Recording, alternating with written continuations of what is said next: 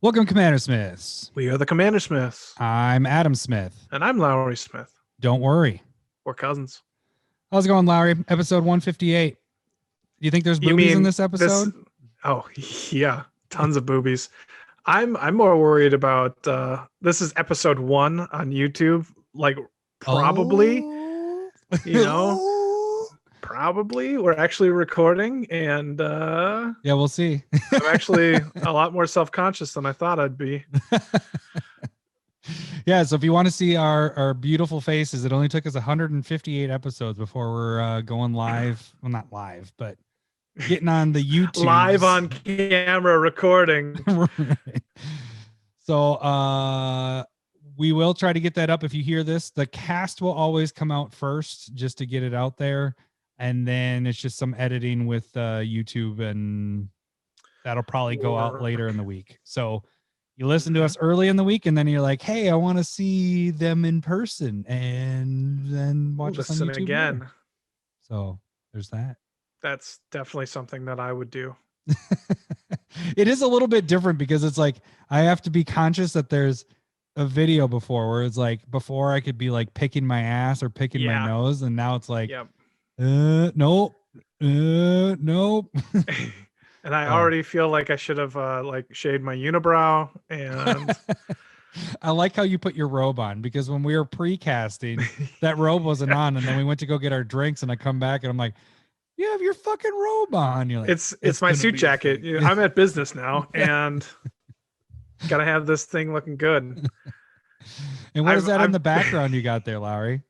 So I got an orgy of magic products over here. It's like you're a mini store back there. Yeah, to show that I am a magic player. What's in that big tube?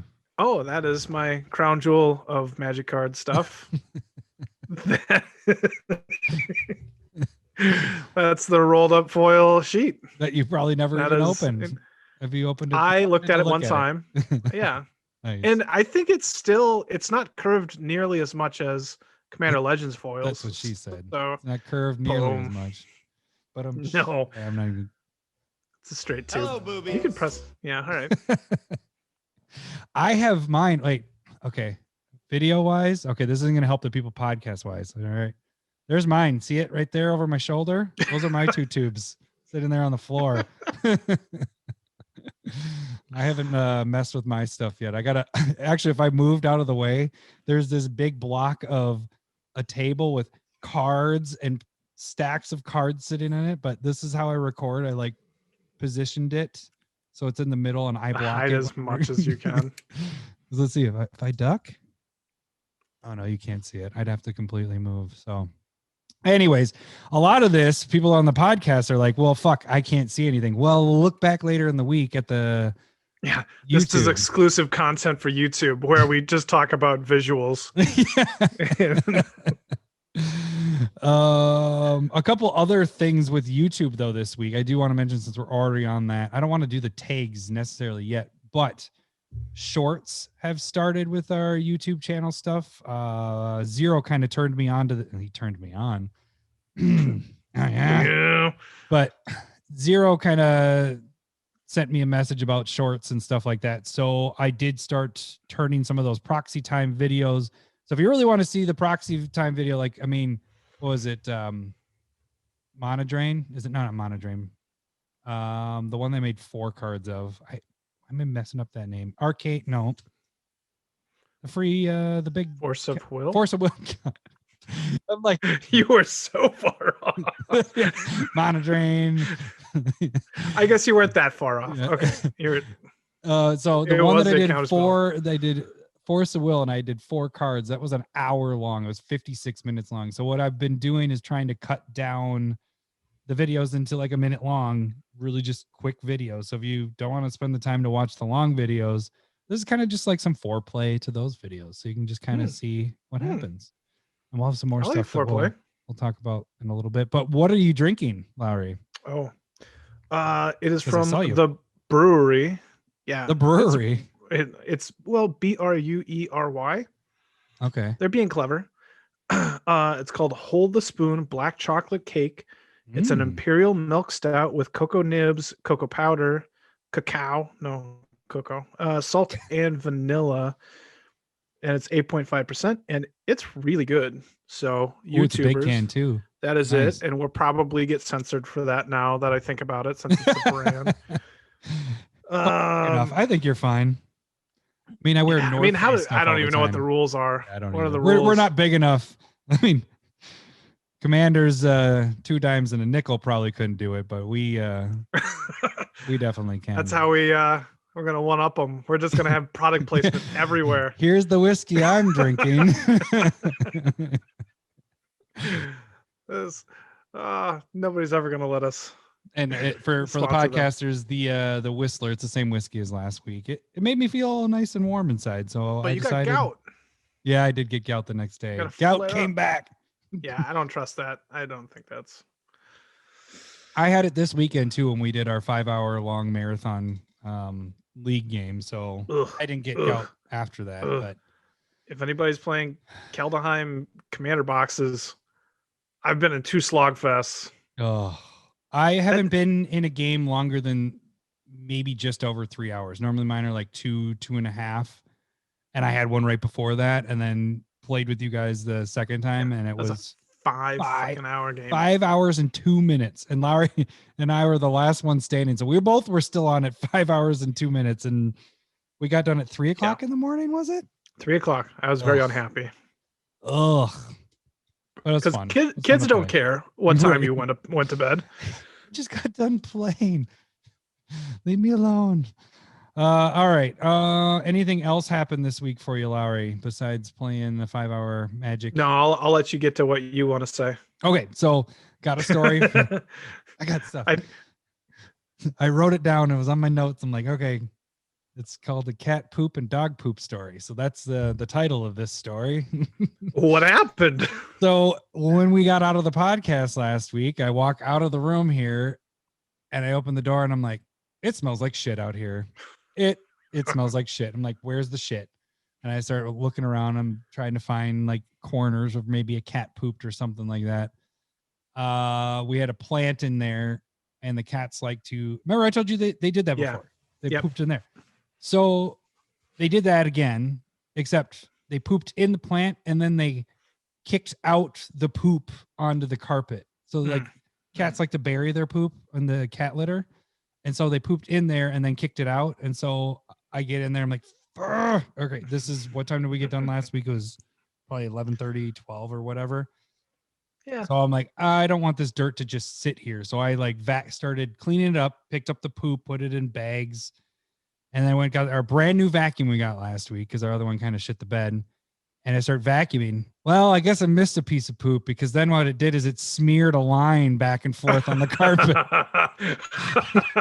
And in the vacuum, it spun around. It's the see-through vacuum. So you just see this brown little ring going around the thing, and it spirals because it's angled. I'm like, all right, well, I'm done doing that. So then it didn't get out of the carpet.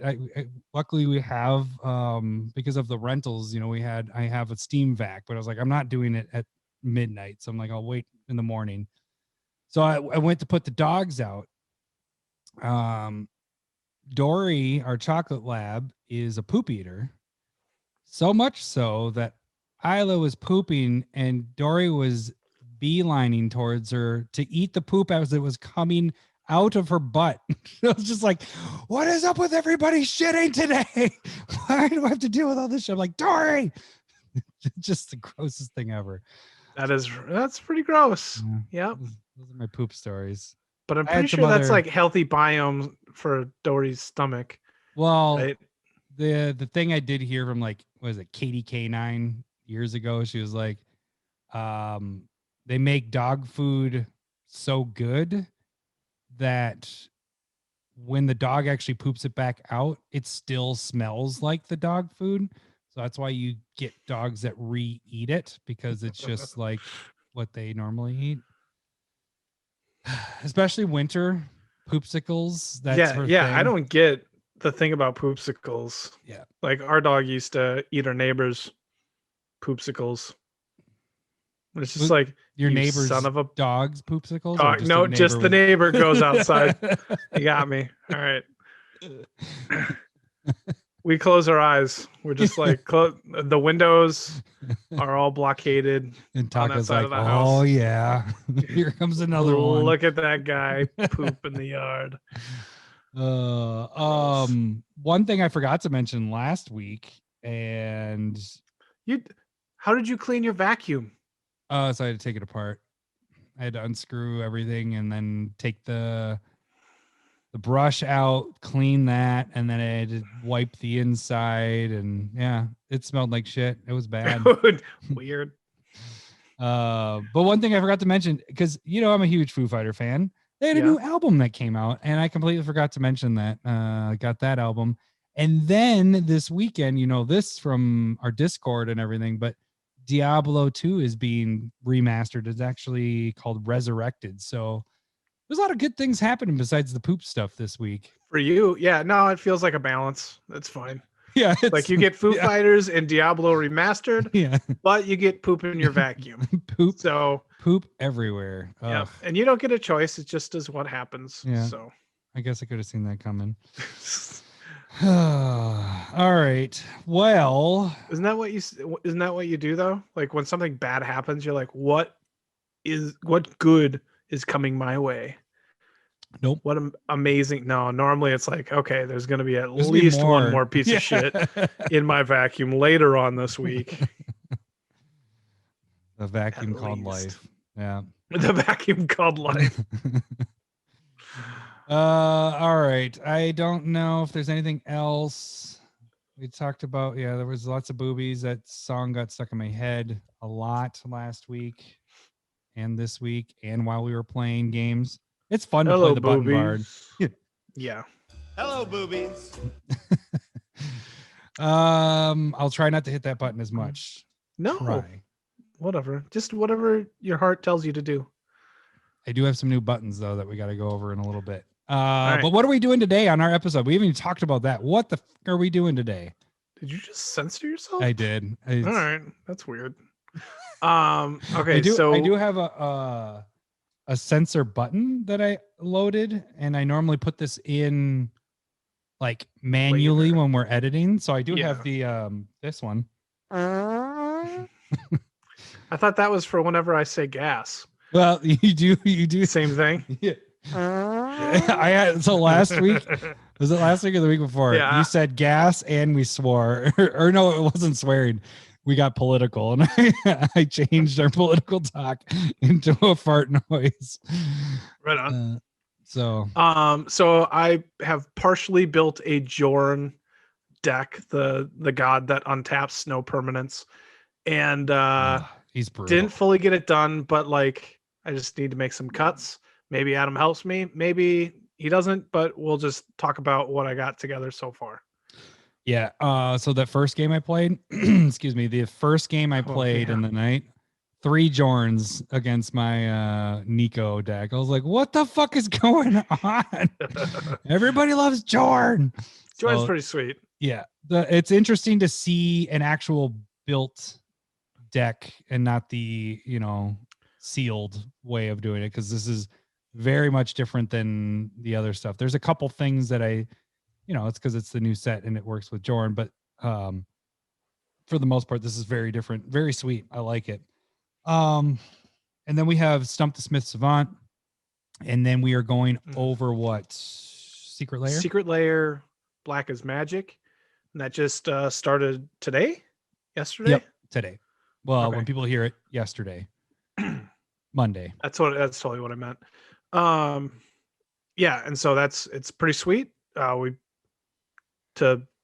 gonna do one spec. We're both gonna get it. I've already bought mine, and it's gonna be a weird one spec because, like we talked about, precast is like they aren't for sale singles. I mean, people are pre-selling these, but the market's a little hard to say what you would buy it at type thing. So maybe we just more so just say if we'd buy it or not, but we're both gonna buy it. So it's whatever, we're winging it.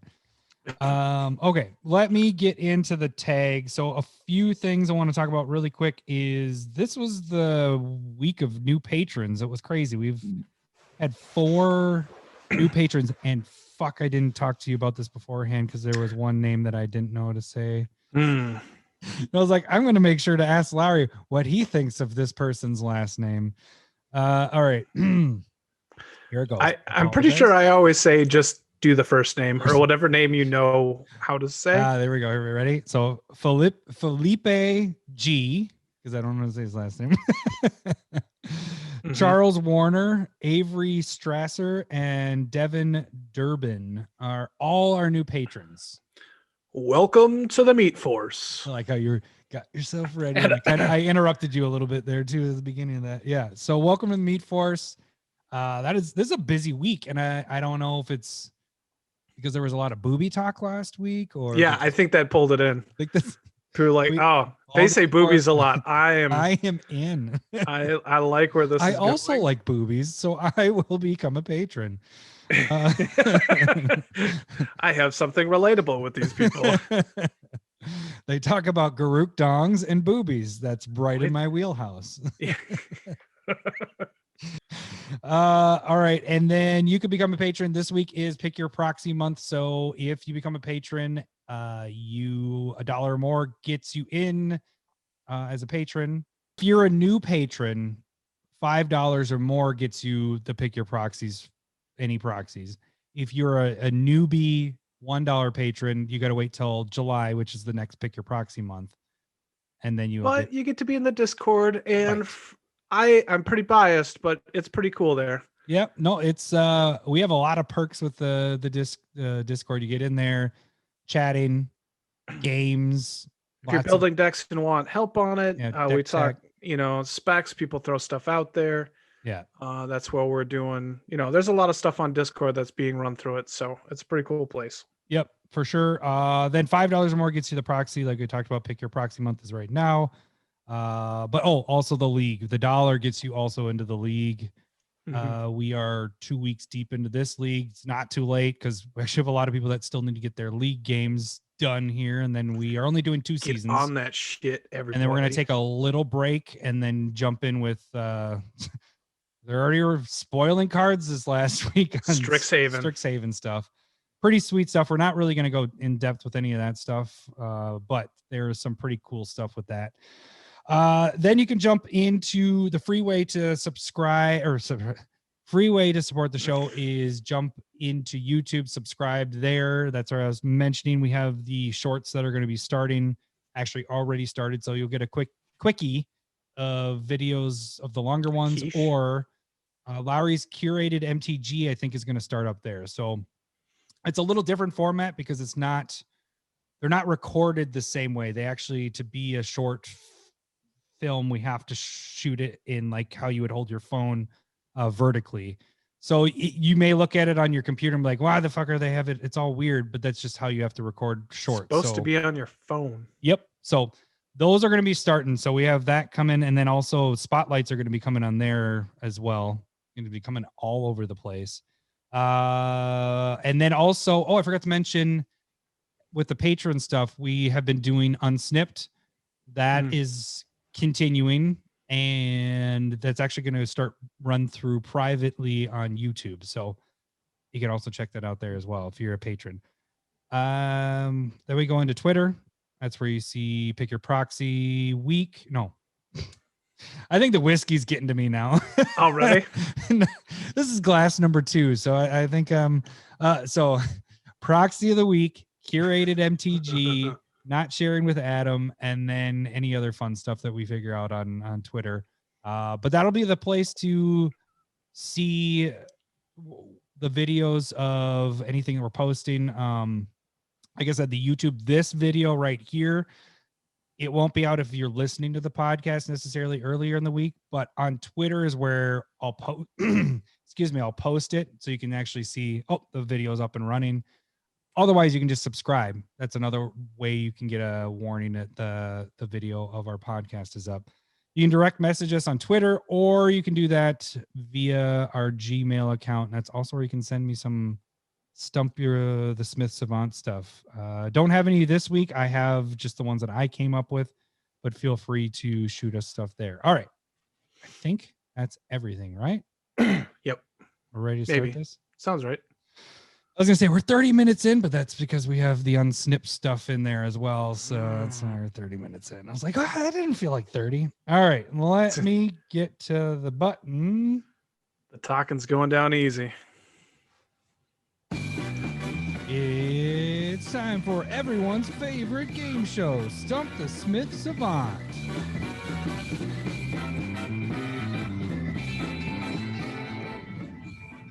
In light of Diablo 2, this music, background music, if you don't know, this is Diablo 2 music. So, and I love this music. All right. This is Stump the Smith Savant. If you don't know what that is, I'm going to read the flavor text of a card. Lowry is going to try to guess what the card is just by the flavor text. I will give him little hints here and there if he asks for it. Every little hint I give him is minus 5 points. Every wrong guess, Lowry, you will hear this. Hello, Boobies. Okay. Hello, That one? Boobies. Yep. Okay. Hello, Boobies.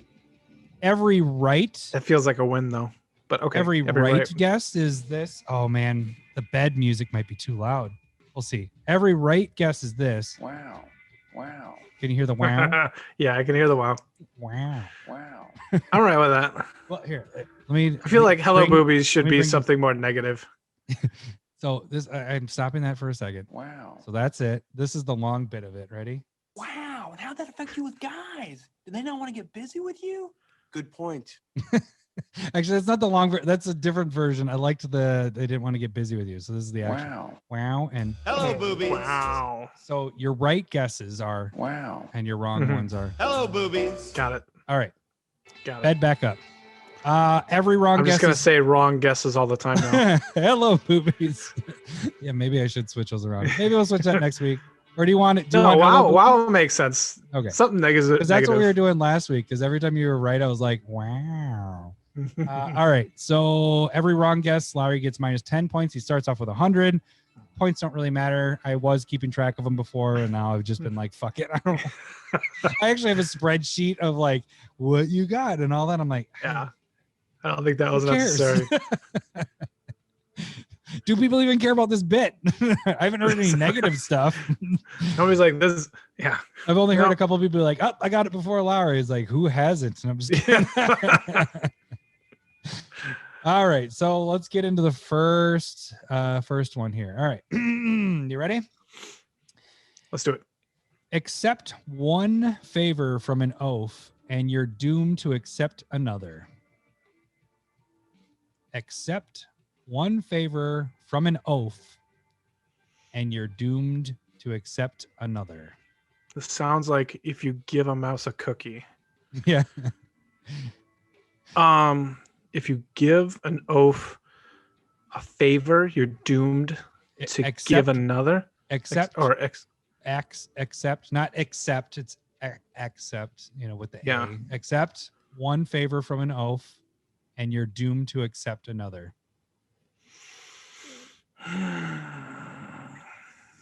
Is this a green card?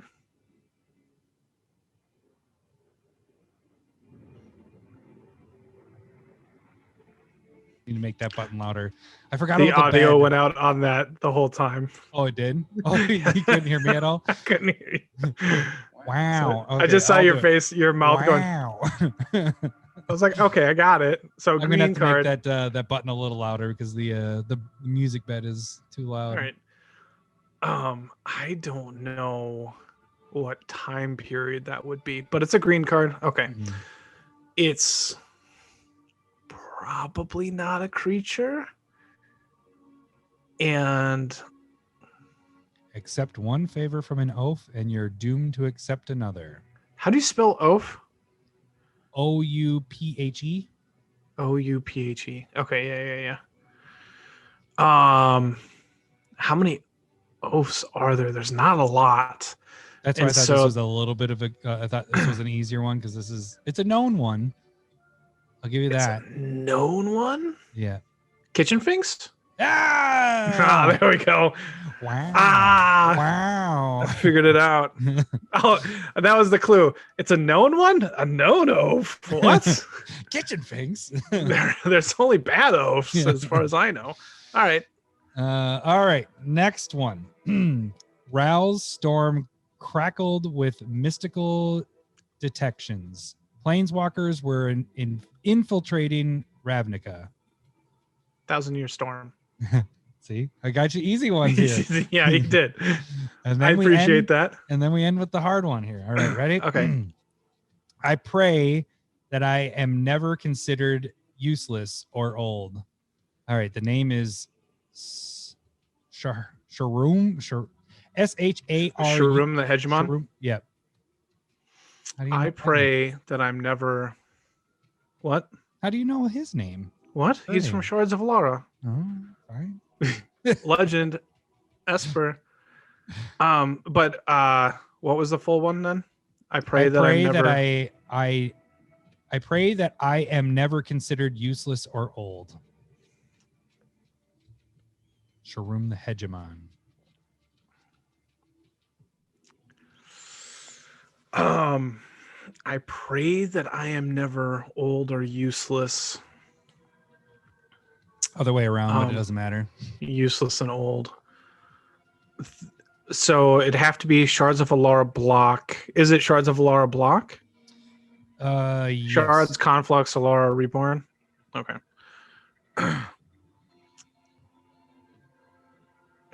It's so I'm assuming that Sharum is talking about something that is useless or old, and or so is this like a removal card? No. Oh, No. Sorry. Okay. Hello, Boobies. Right on.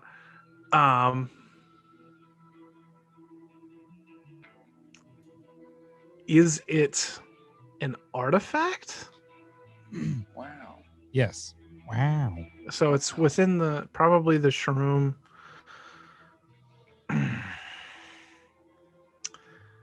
So it's an artifact. Shards of Alara block. Is it in Shards of Alara? Yes. Or Okay. no. It No, isn't- not Shards of Alara. Nope. Hello, Boobies. There. I was waiting for that. That's You're my just cue. purposely guessing wrong so you can hear hello, boobies. Hello, boobies. So it's an artifact, probably some type of color.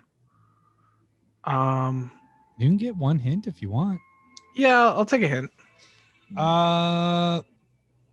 Is the price too high for extra turns?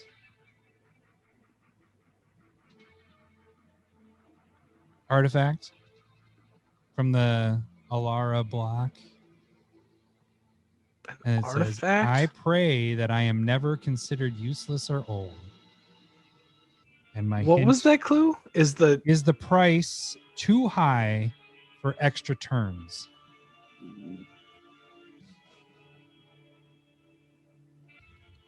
extra turns not in Shards of Alara?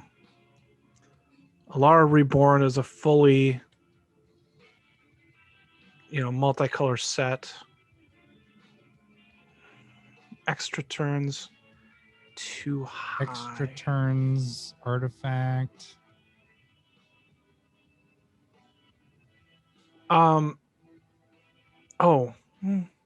Is this in Conflux then? No. Oh, sorry. So Hello, Boobies. it's an Alara Reborn, which is a multicolored artifact. Wow. Wow. I'm DJ Wow right here. DJ Wow. Wow. The last clue I'll give you will give it away. So you can. Do you only have one more clue? I've been doing two unless Okay.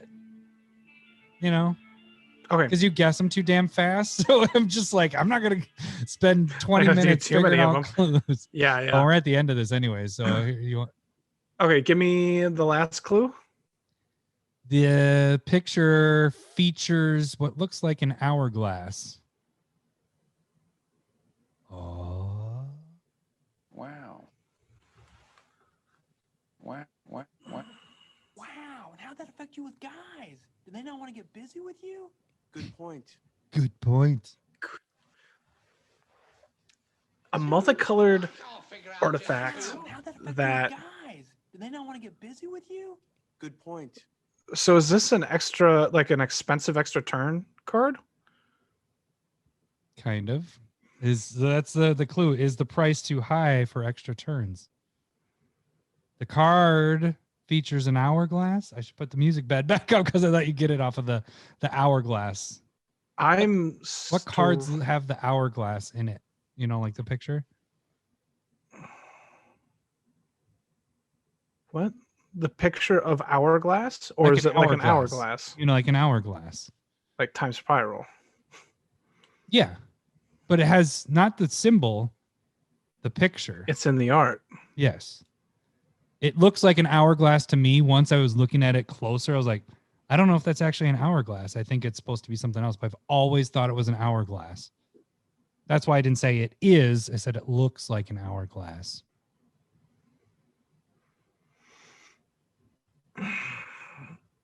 Multicolor. This works with combos with certain decks. And it just got reprinted in Double Masters. Oh, I got it. Time sieve. Yeah. Doesn't that look That's doesn't that look like an hourglass? That doesn't give you that okay. I was like, am I crazy? What do you think it was? Well, that's what I think is a time. Yeah, you're right. Okay. Because you're like, what are you like? Your face like confused. Like, what has an hourglass? Are you crazy? And I'm like, I could not figure that out. That's what I said. The first two are going to be tough, or too easy, and then the last one was a little tough. Yeah. You worded it really well to throw me off when you said the cost too high. And so I was thinking, because sacrificing the artifacts, is that too high to get yourself some extra turns? So that's kind of went with that. Good. That was a nice one. That was you tough. got 200%ers there. That was really good. See, that's why I wanted to show the Smith Savant there. And then I put in a harder one. I mean, it's good. You humble me, and that's nice. I need to be put in my place most of the time. All right. Oh, dang it. We do have a spotlight deck.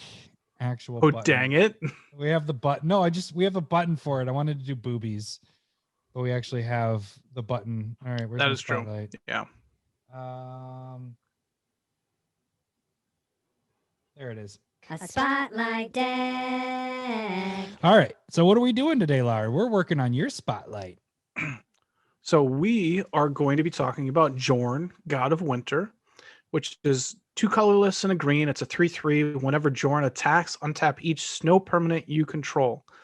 And the back side is just kind of value. It's colorless black blue, and then it's a staff of whatever. And then you can tap it and play a snow permanent from your graveyard, which actually works really well in the sealed format with our league stuff. Yes, that has been. I've seen both sides played almost equally in a way, because there's a certain card that's actually in your deck that the reason why people play the other side. So there's 2 routes that you could go with this deck, and to me, just looking at your deck, half hour before the cast, really that's what I got it up. Yeah. Oh yeah. Takes me a while if you got it a half an hour.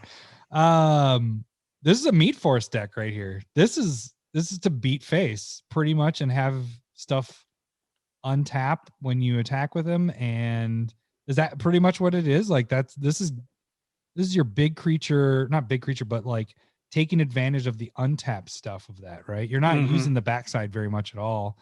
And I think the threat of, personally looking at it, the beginning, getting him out and doing his stuff, and the game goes on, things die. The threat of him then dying and being able to just be like, okay, now I'm casting the flip side of this and bringing back stuff that you've already killed is kind of scary with it. Yeah. And that was the initial, the initial start of it was kind of like, oh, I want to be able to, put stuff into my graveyard. Like, I had Windfall in there and a couple other cards that would just dump cards in my graveyard. I was just like, I don't think I need that. I wanted to end up focusing more on untapping snow permanents. Yeah. And so, because naturally, like you're saying, it's just going to happen. So the one thing I mentioned that is happening in League that seems pretty interesting is that for the recursion part, I'm only going to talk about that quick because this is the only recursion card that I would, not that you have in the deck, but that's really good combo with the backside. Because more so, I want to talk about the front side of Jorn because the backside, I think more your stuff fits with the front side. But the Priest of the Haunted Edge. Oh, the Haunted Edge? Yeah. Yep. That thing is ridiculous.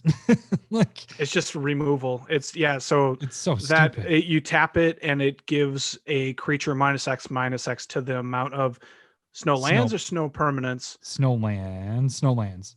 And with mostly snow lands in this deck, you're going to be killing most any creatures that you want. One land that is not snow, but I'm sure you're going to adjust your lands still at this point, or are you going to mainly stay with all the lands? Because I guess that's really beneficial because of Jorn. You don't really want to do anything else. Yeah. So most of it's going to stay snow land. Are you going to play fetches? Yeah, I'll probably play fetches. And probably duels, maybe not shocks. They have those come into play tap duels. I haven't really messed with the mana base, but the big thing I think is just having enough basic lands, putting those snow, because I wanted to focus on the snow lands because being able to untap them and get a ton of mana off of triggers seems crazy. Yeah, for sure. It's where almost another turn in a way. Yeah, and one thing that's not on this list, so I shouldn't talk about it too much, but I want to put Guy's Cradle in here, and there's a Rime Feather Owl, something like that, and that will turn any permanent you have into a snow permanent. And so turning a cradle into the snow thing, untapping that 4 times within or untap, yeah, that seems like really awesome. So, but there's just, that's not really dependable. Cradle's really good in itself, so we'll see. But one thing you had mentioned to me when you were, it was to keep a note for yourself, but I think is actually a really good idea, and this is your Wake Thrasher in this. Yeah, right. So Wake Thrasher is whenever a permanent you control on taps, it gets +1/+1. And so you just attack with it and everything with Jorn. It all untaps, which it's a permanent. It's not just your creatures, your lands all untap. Wake Thrasher turns into this huge freaking beast on the attack. Like, it's not after, it's happening as the attack is happening. Yeah. And so if you have like 6 lands and those all untapped at the beginning of your turn, it's a 7/7. Yeah. And then just make sure that they're all tapped again before Jorn attacks. They all untap again. Then it's a 13/13. And if you have any more triggers or any more snow permanents, it's huge. That's really, really big. And it's cheap. It's only 3 mana. I see it just being a huge beater. One I really like too was your Sylvan Awakening. I know it's kind of a weird card, but it works perfect because all your stuff's untapping. So it makes all your lands turn into 2/2 elementals with reach, indestructible, and haste. They're still lands. So you all out attack with all your lands. They're all tapped, but then Jorn, it all untaps them. They're indestructible. So the only way they're getting killed is -2, -2. Like I did at one time playing League. That did happen, yes. But it's like a free huge swing, especially this late game. Whew. And they're blocking everything on the comeback because it's until your next turn. Oh, it is. Oh, that is really nice. Yeah, that's why I put it in there. And I was like, this is so I can all out attack with all of my creatures or with all my lands. They all untap. And then I have 8, 10, 12, 2/2 reach, indestructible blockers. That's really, that's really solid. Could get screwed, but it's unlikely. Speaking with other mana-based stuff, You did so this is the first deck I've seen, well, that we've done, but you did the Horizon Stone in there. Yeah, and Crew Fixes in here as well. I did see that. Yep. And Omnath, Locus of Mana. So didn't. those are the Oh, yeah, mana there he is. Yep. sinks where you can save mana. So again, I'm hoping that I can untap a bunch of times. It's not just the one trigger. And so I have like Sakashima of 1,000 Faces, Sakashima Spark Double, and being able to like tap a bunch of times within that combat step and save your mana and or play at instant speed. You could just, if you're storing that mana in one of those like Horizon Stone or Crew Fix, you're going to get a ton of mana really quick. Yeah, for sure. You do have a really big dick card in here. Do you know what card I'm talking about? I know what you're talking about. Stasis. Yeah. So this is a huge big dick. this is an easy lock in this deck. It fucks people because you're untapping all of your land. You'll always have a blue mana open because you're untapping it on your attack. And so if you play this right, it just locks the game out and it's pretty much over. Not mad, Larry. You're mad and disappointed. I would almost consider that as part of the Day of Dragons type of thing in that, because that kind of pretty much can, like you said, lock the game out. But another Day of Dragons card that I was thinking, especially for this deck, and depending on how everybody's playing, but Dead of Winter is really just going to wipe the board and keep your stuff there, because that you're getting all the non-snow creatures get -X until on a turn where X is the number of snow permanents you control. You're basically just wiping the board. You have a few that are non-snow, but for the most part, I'd say it's like 50-50 on snow permanents and stuff like that. But the ones that count, yeah, I guess you do have. There's a couple of good ones. Yeah, there are some other good ones, but for the most part, you're wiping the board and you have the presence still. It's kind of like the Cyclonic Rift of creatures, but you're taking advantage of. You're just It's not Cyclonic Rift because you're just killing the board. You're Wrath of Godding, but you're not getting Wrath of Godded. So Godded. You're not, That seems right. Just go with it. Wrath of Godded. Damn you, whiskey. But yeah, I was really happy to see that. I went through and I was looking at your sorceries and instants to see. I was like, oh, you better have that in there, and for sure. Yep, that's a solid card. And it's only 3 to do that. The cards are so good. What are some of your other cards that you would consider more of your Day of Dragons type stuff? Like, so a little bit, I don't know if you noticed it. Where the fuck did it go? I also do like the one that's from Kaldheim, the Blood on the Snow. That one's a pretty sweet card. Yeah, it was one that I was thinking about cutting because I mean, it's on theme, so it's going to stay in, and it's a nice little recursion piece. But it's 6 mana to do a Wrath, which is kind of a lot. But that recursion piece is nice. Yeah, I was gonna say, then you're returning stuff. So, but okay, so the cool little interaction that I was going with for like Pathbreaker Ibex, which is whenever it attacks, all your creatures that are attacking get +X/+X for the greatest power among creatures you control. So they gain trample. And they gain trample. So what I'm thinking that I'd like to do with it is I want to sink a ton of mana into like Hail. Where the shit is it? Hailstorm Valkyrie. Yeah.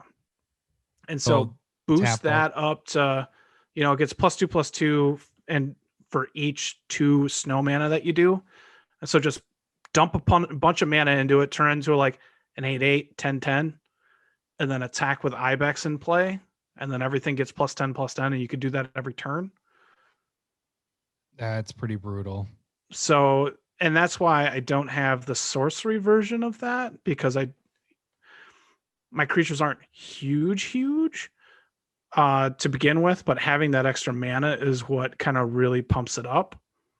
And so like having even without the Ibex, like putting 6 mana into the Valkyrie, turning it into an 8/8, and then untapping all of my mana. And if I want, I can just dump all of it in there again. And that's a little bit of like getting those multiple triggers within the attack step, being able to just dump that mana into creatures with abilities. Yeah.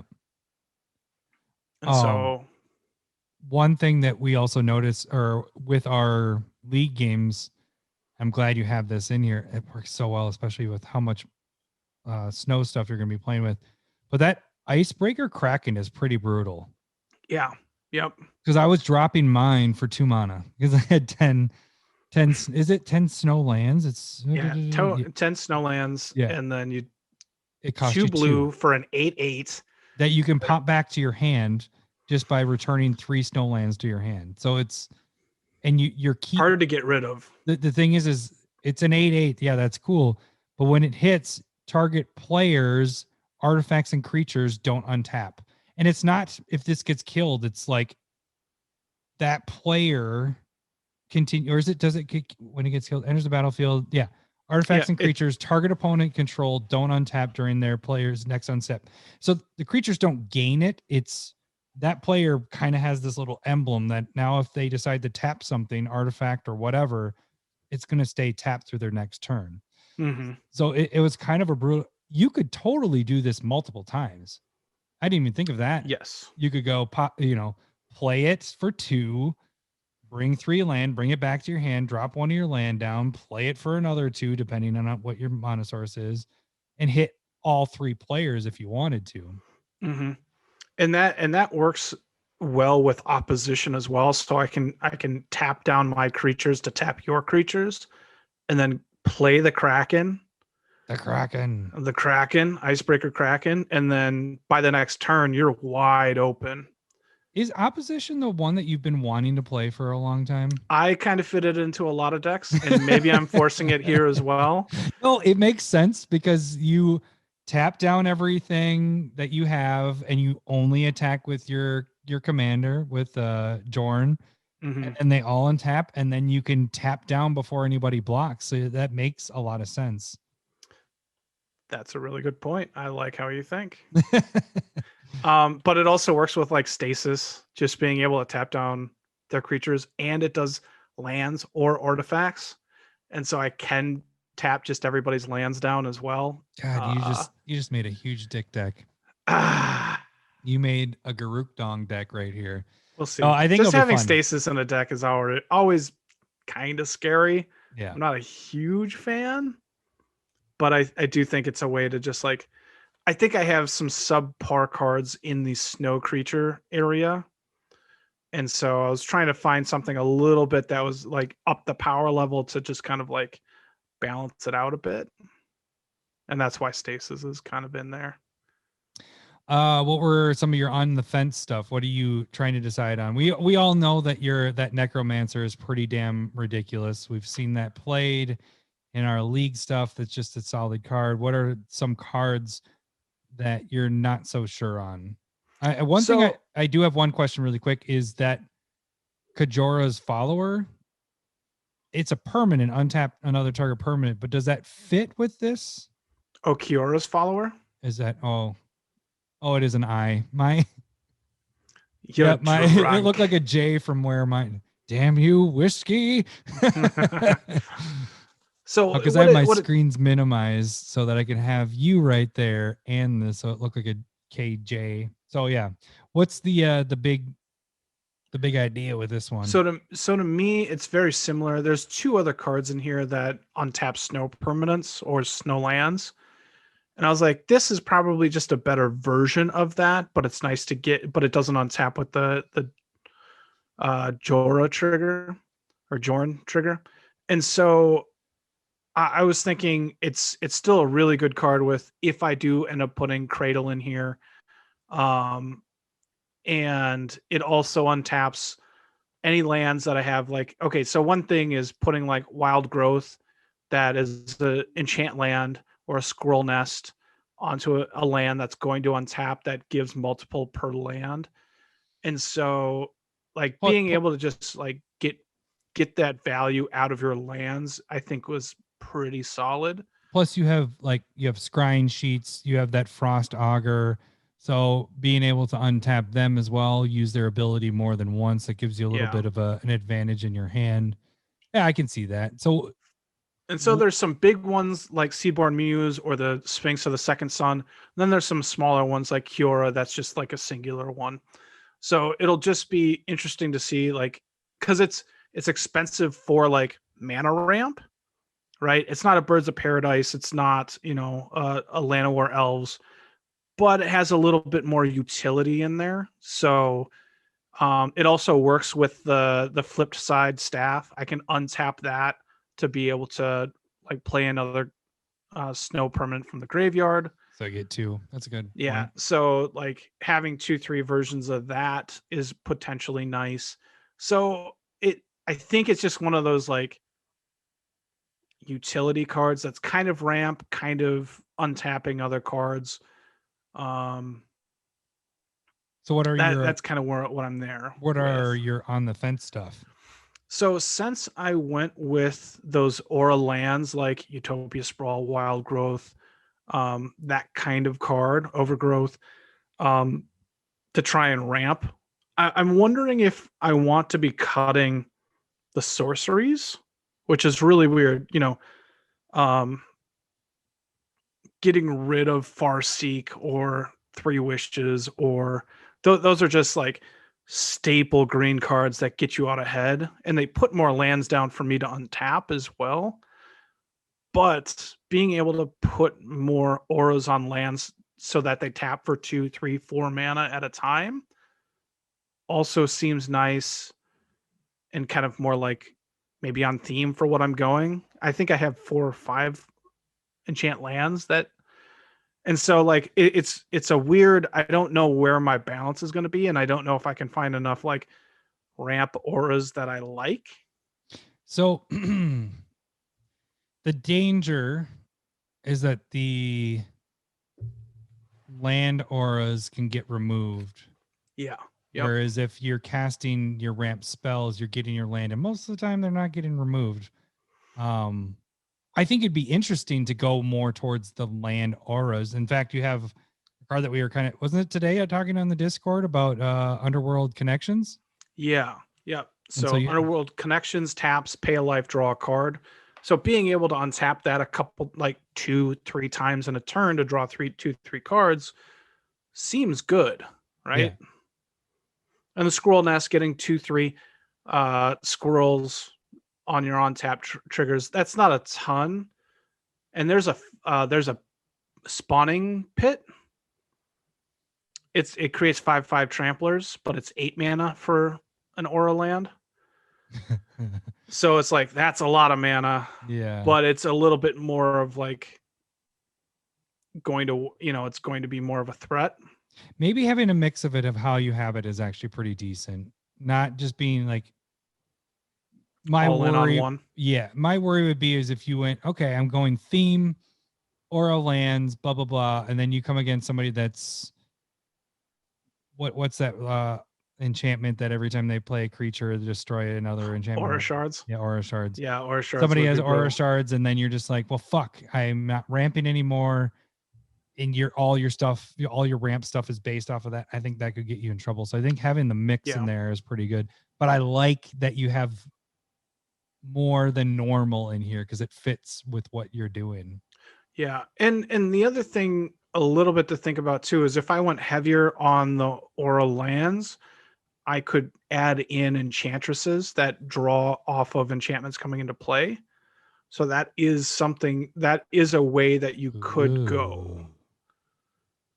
I smell a sub theme. Go with that. You like that? One of the things that I don't like about enchantment theme is I feel like enchantments should be prominently white. Yeah, I was gonna say you don't have the white in here because you can't necessarily take advantage of some of that stuff. But most of the enchantress effects are in green, and so that's one thing that Wizards could do to improve white. But the you're going to have less enchantresses if you're not in white, and you don't have like that recursion with that white has in enchantments as well. So you kind of lose that a little bit. But green still has some power with the enchantress effects. I think, how many enchantments do I have in here? Is it like 13? 16? That's like borderline not enough. Yeah, you need maybe get to 20. I think you'd have to at least get to 20. But at the same time, like when you're doing enchantress style decks, if I'm paying like 3 mana for a creature that's going to draw me cards, and I need them to draw me cards, how many is that realistically going to draw me when I only have 20 enchantments? Yeah. And most of them are kind of bad, you know what I mean, as attackers or blockers. And so does that eat up space? And I was thinking I cut the enchantresses because I felt like they weren't going to draw me enough cards, and that's what I'd put them in there for. I'd run this, see how it goes, because I think you have a good balance. I think you have. Do you have enough draw in here? I think you have enough draw in here. I think I was borderline on draw and ramp at this point. So if like I'm pulling a draw card, I'm going to have to add in a draw card. But I wasn't really counting cards like Nature's Will or Bear Umbra or Seedborn Muse. Like those are all technically ramp cards. Like you're just getting more mana. Yeah. Right. But like if you're slow or not able to trigger that kind of thing, like maybe it doesn't count. So that's another part of that. And so I do have cards like the package of trying to get Jorn not killed because he has to attack, right? Yeah, that's the hard part. You got to keep him alive. Got to keep him alive. So either some sort of evasion where he's not going to be able to be blocked, or indestructible. Mm-hmm. And so if I like, it feels like if I just cut that, I have like 15 extra cards right now. I got to cut down. And if I just cut that package, it makes it a lot easier, right? I can cut like 5-ish cards, but then it's just like Jorn's going to die so quick. So that part is like, I wish I didn't have to do it. Or maybe I go with like more mass evasion. So like all your creatures get flying. Swamp Architect, Walk. the blue Architect, or Swamp Walk, yeah, with Filth in the Graveyard, something like that. So maybe. Yeah, that's hard because you don't have those in here right now, right? I'm looking through. Filth? No, I don't have. No. I mean, like just the evasion stuff. So I have. They're also auras.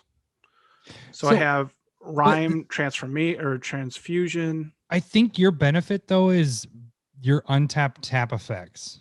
You know what I'm saying? Mm-hmm. Like you have a lot of stuff that pumps your stuff. What is that, dude? Conifer Worm? Oh, that seems like it's gonna get huge, right? Yeah, that thing is. It's not even a good card. No. But you have Conifer Worm, like you got to pay 4, and it's a 3/3 or 4/4. 4/4.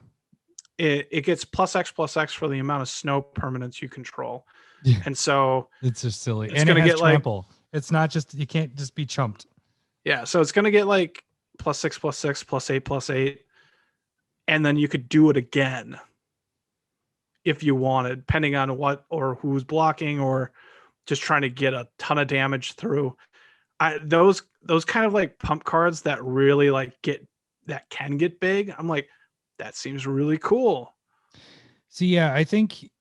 Oh man, I'm just think about that card with Pathbreaker Ibex. Yeah, right. You also have the 2020s in here, by the way. I know you know you. I do. Yeah. That's a little sub theme. Yeah, that's gonna be. And you got your vampire hex mage to get your dark depths out there. I see that. I see ya. But that might even be like unnecessary, depending on how much mana I actually generate with this. Because essentially 30 mana gets the dark depths going. Yeah. But Vampire Hexmage is kind of a cool little like, I'm going to kill your Planeswalker card, or make something with a bunch of +1. I think what's more counters. ridiculous is that Merit Lage's Slumber is just gonna. That's the easiest one. Dude, that thing, I love that in here, right? Yeah, that you're gonna be scrying. You're gonna be 10. You get 10 of them, right? 10 or more snow permanents. 10. Wait. Oh, you fit into it perfect. Ready? 2? Well, I can't figure out just 2. That's my new button. 2? 2? Well, I can't figure out just 2. So getting a 2020 seems, that's like that little secret of what I want to have happen. I want a 2020 indestructible flyer. Is that all that's all I want to ask for. And then get your Ibex out and give it trample. 40-40 trample. Yeah, that's good. Yeah. Give everything 20 like plus 20. Think. Yeah. I like how you think. There's your Day of Dragons actually right there. Fuck having a crater hoof. You just get your 2020 indestructible dudes. Yeah. So I think it's a cool deck. I think it'll be fun. I've seen the Jorns play and it's pretty brutal. And that's in a sealed limited format when you're able to use things and make them. I'm very interested to see how this works because it's brutal in that format. In this, where you get any commander cards you want to use, this can get out of control. And I'm not excited to play it, but I'm excited to see it. That's fair enough. It's one recently that we've talked about because it is part of the reserve list. And Unfulfilled Desires. I'll just talk about that 4 weeks in a row. Unfulfilled Desires is, that's why you wanted to build Jorn, only because of this card. You're like, pay 1 life, pay 1 mana, draw a card, then discard a card. You know, it fits well because you're tapping your land and then they untap and then you can just like cycle through a ton of cards. You're paying the life, but you're getting the cards that you need and or want, and it just seems like a great sync. You don't necessarily want cards in your graveyard in this version, but it's putting stuff there if you don't need it. So like, I don't need, if I have Horizon Stone in play, I don't need Crewfix. Yeah. You know what I mean? And so there are a couple double ups that don't count. Just kind of like get rid of it. And so there are cards that can be really nice. That plus, if you're playing the graveyard cards that we had talked about for evasion, that could be a way to get those in your graveyard easily.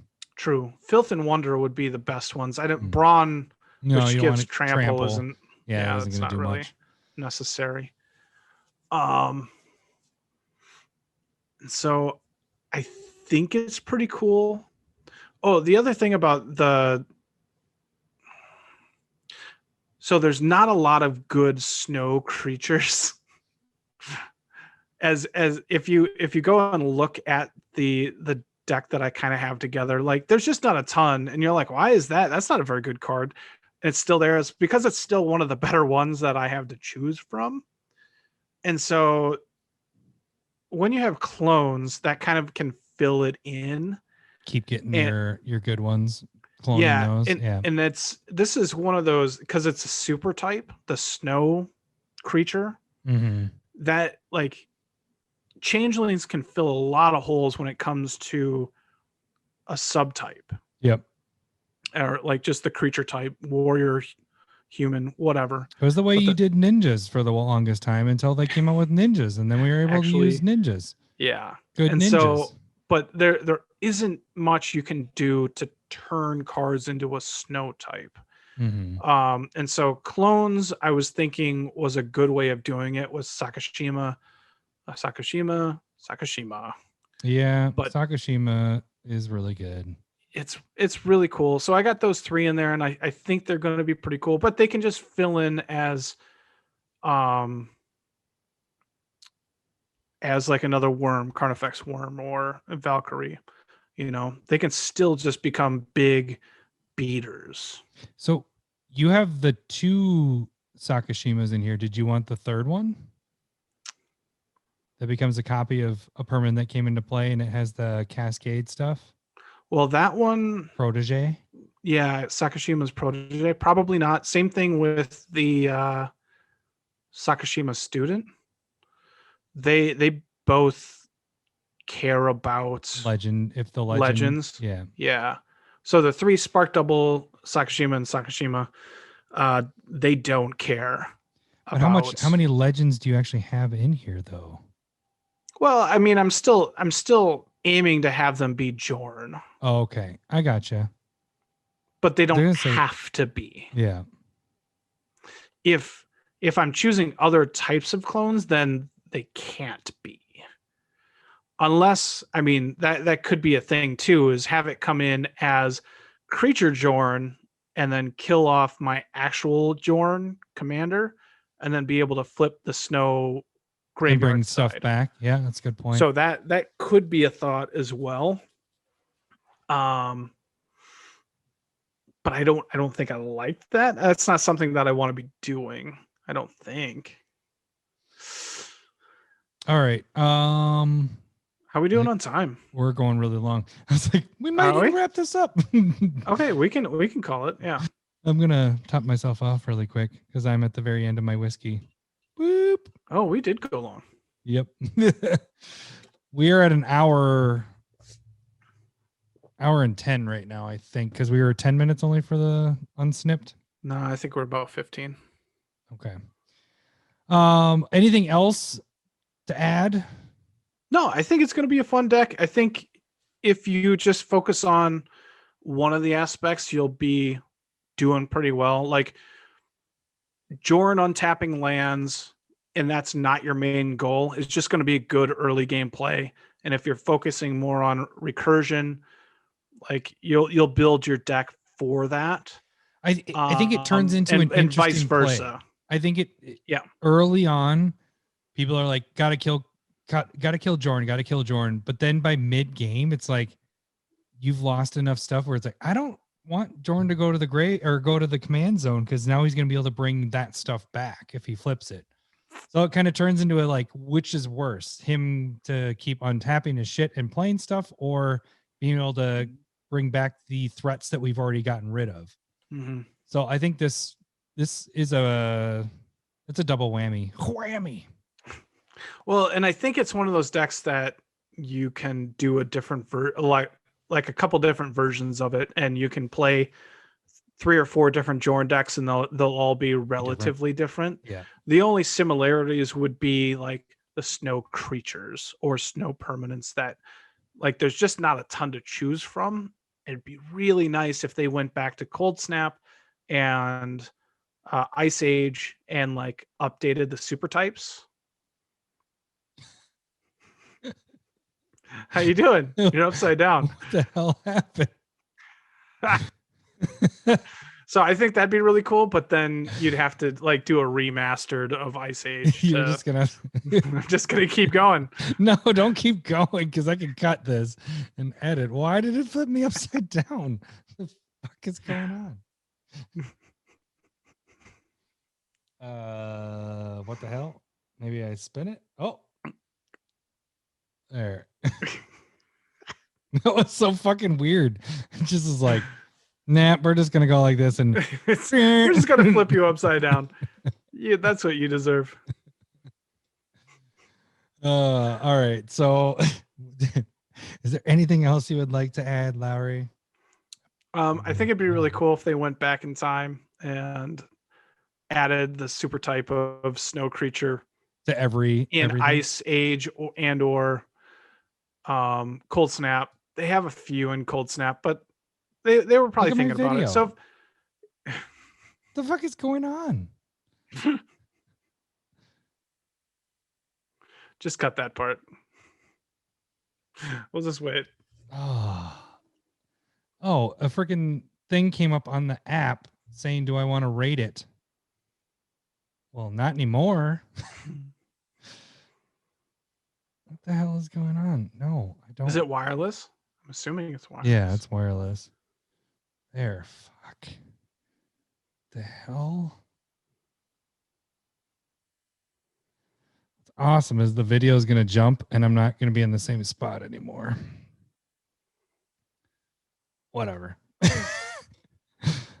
Let's move on. Yeah. I don't know what's going on right now.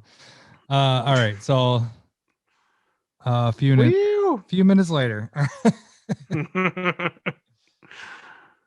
Hello, boobies. Oh, that was really loud. That's a good ender. Yeah. All right. Should we get into our last segment? Secret Lair. In the common tongue, it says one Spec. to rule them all, one Spec. to fight them, one Spec. to bring them all, and in the darkness find them. All right. So one spec. Normally what we do is we pick a set and we pick one card from it and say this is the spec you can go in, put all the chips on, and we'll make you the most money. This time we're just going to actually talk about the Secret Lair that was finally on sale. We knew what was in it by last weekend, about midweek. Yeah. So this one is Black is Magic, and there are 1, 2, 3, 4, 5, 6, 7 cards that are in this set. Foils of the cards are 50, non-foils are 40. What we're going to do is kind of go through it. And the foils. Yeah. And you can kind of decide what you want to do, but we're going to kind of help you figure out which ones to buy. So since I have the numbers down, Lowry, why don't you go through the cards that we have? And we'll do what we did it last week, where do the card, and then I'll say what the foil and non-foil is for each. Okay. And so they are doing Cultivate. So Cultivate foils, or just go through them all. Go through them all, and then I'll go back and talk about the monies. Cultivate, we all know what that does. There's Kaya Ghost Assassin, which was the Conspiracy Planeswalker Kaya. There's one I don't actually have. I would like that.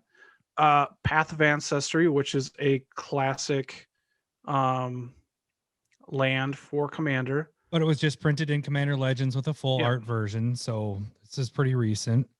Same with Cultivate. Cultivate was in 2021 with pretty sweet art. Like that, I'm going to say I like that Cultivate full art better than this one, just because it looks really sweet. But this is still a cool one, but keep going. Then there's Ponder, which is solid card, and the full art. These are all full art, by the way. Soul Ring, which again looks really cool. It's more of a necklace kind of ring instead of like your typical soul ring that they've done. Because that it's in the style of tribes in Africa. Yeah, they do that. And then there's Teferi, Hero of Dominaria. That's probably the keystone of this. And then you have Shalai, Voice of Plenty. So, which I use all the time too. This one's sweet. That killed you. That one. Wait, no, that's not the sacrifice one, is it? No, it's not. This is the one that made it so I couldn't. Hexproof. Yeah, gives you hexproof, and then puts 1/1 counters on stuff. Yep. So I'm gonna go right down the list of how Lowry did that. So Cultivate. So again, foil prices are 50, non-foil is 40. Cultivate, your highest end ones, which was the full art foils from Core Set 21 this last year, which are really nice actually. But those are about $5. Your non-foils are at $1. So there's not much for the non-foils. Kaya, we're going to move. I'm going to skip through that really quick because that one's tough for the foils, but the non-foils are $10. Path of Ancestry, like I said, Commander Legends, your full art foils are sitting around $7, non-foils $2. Ponder, This is also a tricky one. Ponder foils, I think there's like 3 printings if I'm correct. I think, but they're all, the cheapest is 30. 30 for foil ponders. But I think it's because of the lack of printings of that. I'm just pulling up just to make double check on that. But there wasn't that many ponder printings. So you have the Lorwyn version of that one, which is the one that's crazy. It's over $100. But you have Magic 2012, which is 30, Magic 2010, which is 35, and Lorwyn. So yeah, I was right. 3 foil printings of this. Do you have cheapest... is it in the Amonkhet? Whatever, those ugly ass cards that they got. I mean, those are. I'm not seeing it on. I'm on Goldfish looking at their printings of it. The only other one that's unique is the promo Ponder player Magic player rewards. MPR. Yeah. But that one doesn't have a foil printing that's non-foil. It's just like what's that at? 17. Yeah. So that one it's 30. I mean, there's 3 printings. I mean, they're really old. That's what the issue is here. You're looking at a 9-year-old last time it was foil printed. So that's 30. Soul Rings. I can tell you from the Channel Fireball stuff that I got, those, if you're getting any foil Soul Rings, the cheapest they're going to be is about $17 to $20. I have, with these being unique, 25 to 30, if not higher, down the road. If you hold on to them longer, I think these could go long or higher. The non-foils probably around 10. And then Teferi, we're going to kind of talk about in a second here. But then, what is it? It's Shalai. Yeah, Shalai. Shalai, 14 for the foils and 6 for the non-foils. Okay. Taking out Kaya, taking out Teferi. You're at $86 in foils, compared to $53 for non-foils.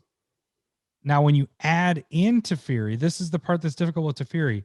Masterpiece Teferis, which are were hard to come by because of that whole debacle of fiasco. Yep. Those are 130, and which seems unlikely for this. Like. Yeah, no. I don't think that's the regular foils. The cheapest they are 43. So let's just say they're 40. You know, these are going on for a month, more than a month. They're selling these, so there's plenty of time people can buy these. So let's say 40 is our bottom for this. Now let's jump up to Kaya. Kaya's issue is she only had 1 foil printing, but it wasn't a real foil printing. It was like a special promo foil. It didn't come, from what I looked up, I could not find on TCG or on Goldfish. Everything is a special pre-release foil. There isn't a regular foil of Kaya. So she's 150. So I don't know where that one's gonna lie. My best guest not guess, it's guest. Somebody's saying it, but my best guess is here. I think this one's going to settle around 20 to $30. I think I put, 20 to $30. I don't think these $150 prices. 20 to $30 is reasonable. Easy guess. Let's go bottom line with all that. You take the 20 and you take the 40 of the other, you're sitting at $146 for the foil side of this compared to the 53 of the other side. So you're almost at $100 profit before fees and stuff if you're trying to sell any of these. This might be one of the best secret layers that we've had in a long time. Like, as long as the prices stay where they're at, but I think they would, or you just hold on to them until they come back up. That Teferi and Kaya alone pay for this whole thing. You know, you sell those two cards probably still break you even after fees. And then that's what you want out of them anyway. So, but I mean, I'm gonna probably pick up 3 of these. One for myself, 2 to hold. Yeah. And I think it's a going holding thing with more, I this. don't think is wrong. Yeah. I'm just think cheap. The only way you don't sell right away, like the only way you sell right away is if you're one of the first people that bought it, which would mean you bought already before you're hearing us talk about it, or within the next day or so, because they're going to ship out in order. And if you're one of the first people to get them and then put them up and sell them, you might be able to get a pretty high price, but those prices will come down because this is going to be out for a month. So I think a lot of people will buy these. Mm-hmm. I don't even know if I want to bring it up, but Fast Finance brought up an interesting thing with this. They were thinking, would people not buy these as much because of how our culture is with the stupid, with everything that's going on? That's political. I might just cut all this part. Cut that part out. But it'd but be an it's interesting true. discussion. It's true though, because you're probably going to get people that are just like, fuck this, I'm not buying this because it's blah blah blah blah, you know. And it's like, Or you might get a portion something stupid of that. like, when do we get white? Yeah. White is magic. Actually, I guess what their point was, do they even want to go in on this because it might be harder to sell because you have people like that? And I was like, but they were like, I don't want to get way into that, but is that a factor in this? Not to me. No. You know, like the value of this is insane. Like, I don't think it's a factor just because there is a market for it and they're good cards. And so the Soul Ring, all of these are highly, they're usable. The utility, the cheaper cards in this are highly usable with Path of Ancestry, Ponder, and Cultivate. And it's a different variation on art. Shalai is highly usable, and Kaya and Teferi are both solid.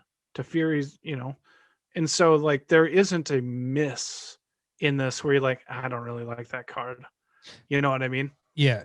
So we didn't talk about this beforehand and we didn't really decide on anything.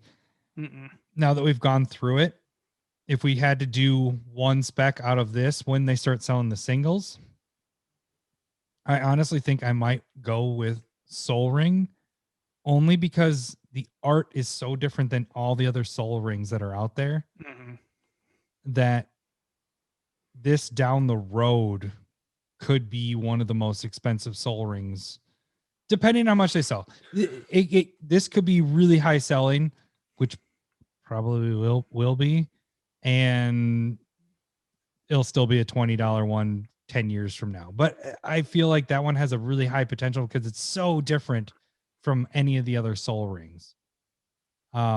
If you were to pick one, even picking Soul Ring, if you were picking the same one, what would you kind of put your money on if you had to pick one? Out of them, I think probably Soul Ring. Yeah. I think Soul Ring is kind of like basic lands, in a way. It's just like you want different variations, different arts, and there's a demand for the variety of basic lands and Soul Ring. And it feels like stupid to go and buy a Soul Ring, but this looks awesome. Yeah. And it's something that look really cool in a deck. So at least this is functional. I like this better than buying basic lands, even though they got me on the last set. Get me. I was actually, when I was editing last week's video, I was like, how did I not rip on Lowry more about buying basic lands? Because you gave me so much shit all the time about buying basic lands. Basic lands. That's the only one you bought. Yeah. Maybe you've worn me down.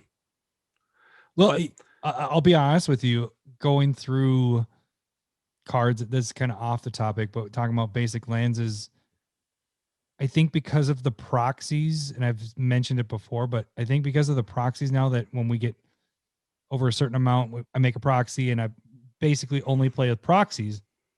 Lands, basic lands, I'm willing to spend way more on just because that's my bling. And we've talked about that, but yeah, I like having that as my bling, and even playing with $5 to $10 basic lands is the way that I show off my deck, because everything else is proxies. It's so much of I've made over 360 proxy cards that most of my deck ends up being proxies at this point.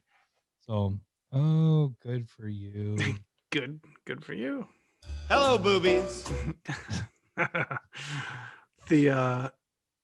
So I think the foil version is good. I mean, like, I'd even say Ponder at foil, that's a good it's a legacy card. 3 printings of it, and it's at $30 for the cheapest. I mean, granted, that's 9 years ago, the last time, but still. I don't see this being $30 anytime soon, but it's a $10 to $15 card. Mm-hmm. Probably out the gate. Probably more like closer to 10, but I mean, it's a 4 of in, like, I think that's something that you need to consider when it comes to Secret Lairs is this played in a 4 or you can have 4 of them in a deck? Because Bitter Blossom went up super quick, and that's in both formats. Ponder's a really good card to just smooth out your draws in Commander, but it's a 4 of, I guess one other thing that needs to be kind of mentioned, since we're now a year and change of Secret Lairs being out, is how long do you sit on these? When do you sell? When is the proper time to sell these? Maybe that's an episode we talk about at some point.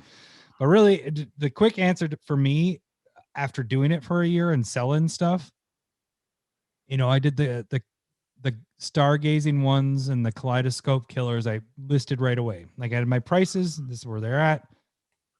All I'm left with kaleidoscope killers is the Scarecrow, which I sell one every couple months with Reaper King right now. Yeah, but people still buy them for $10, $12 for the Reaper King one. Yeah. Oh, they're bad at Magic. I don't think it's that. They might be listeners now. No, it's kidding. But my thought with now this going on for a year, the quick answer is sit on these. Unless you're one of the first people to get it and put it on eBay, sell it right away. But the thing is, people pre-sale their stuff all the time on there, and so the prices already are low by the time you get your cards. The Secret Lairs seem like more of a sit on them for a bit, because they're not reprinting that version of that card ever again. This is Secret Lair. It's special. Whoever bought it then, it's either in their collection and people sell them right away that are trying to get their money back. Wait a couple years and these will be way up there. I think that's kind of the right thing with most special product and or sealed product. You sit on it, sit on any box, and it's just going to go up eventually. Yeah. That should do it for us this week. We will catch you guys next week. Thanks for listening. See ya. Bye. Sega. I love boobs. I'm talking tatas. I love boobs. I'm bonkers for honkers. I love boobs. Thanks for the memories. I love boobs.